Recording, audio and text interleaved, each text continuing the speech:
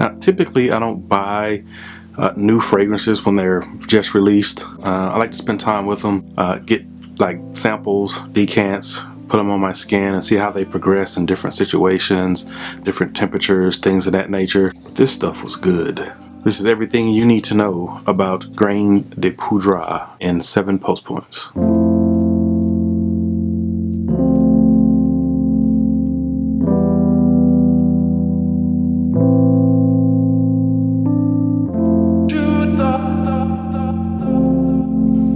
What's going on YouTube? This is Tony back with another fragrance review. If this is your first time finding me, please consider subscribing as I talk about some of the best fragrances on the market for men and women in 10 post points or less. Without further ado, let's get into it. Now, Grain De Poudre was a 2019 release, part of YSL's upper end line called the Versatility de Parfum. I'm not sure if I'm pronouncing that right. I think it stands for the cloakroom, which I don't know what a cloakroom is either. It's French, but nevertheless part of their higher end line. Post point number 2. The literal translation for Grain De Poudre is like grain of powder. I'm not sure what that is, but the inspiration behind this fragrance is the fabric that YSL uses for their handbags, some dresses and sport coats. Post point number 3. Now this is a leather based fragrance, but not your typical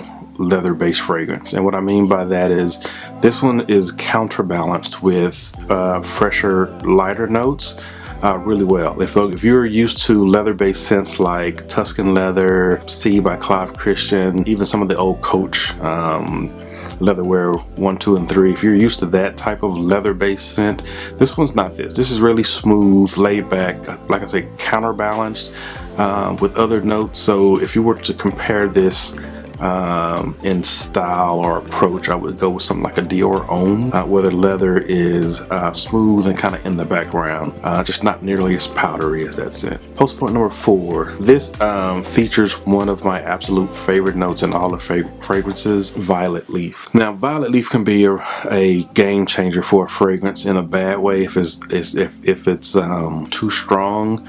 But I think about fragrance like GIT, Gucci Pour Homme 2, and this sister fragrance, L'Homme, or Little Brother, maybe, I don't know, features violet leaf. And I think those are game changers, and that note is, I think that note is a game changer in those fragrances, and I think it is very well done in this one as well. Post point number 5. This is a signature scent worthy fragrance, and what I mean by that is I think you can wear this in any season, even though it's a leather based scent, probably best suited for spring and fall.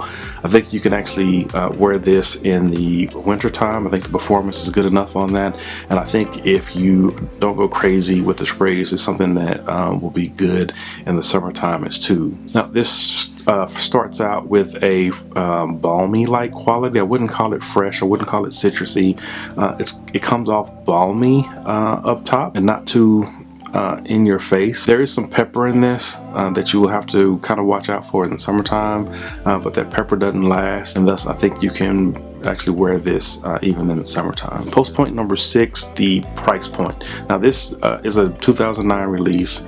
If you want this, you're probably going to have to pay full retail for it. However, I think if this can be a workhorse for you, meaning you're wearing this every day, and this is a 4.2 ounce bottle, so if you're wearing this on a daily basis and every occasion, I think it's a good bang for your buck, because it's a quality fragrance that you can wear in any situation, work, dressed up. Yeah, I think date nights, things of that nature, works really well. Now, post point number 7, I think YSL has another hit that they're adding to their private line. Now, I don't have a whole lot of experience with the private line. I smelled some of the first fragrances, Tuxedo, and I think one other one last year for the first time, and so I smelled them again when I was out shopping in New York, and I picked this one up.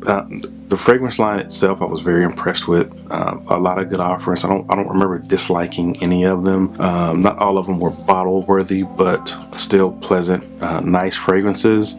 and this one I think is going to be another hit in that line. It's a compliment getter. As soon as I smelt it, I thought it would be something that I would add to my to-buy list. My wife wanted me to buy it right away.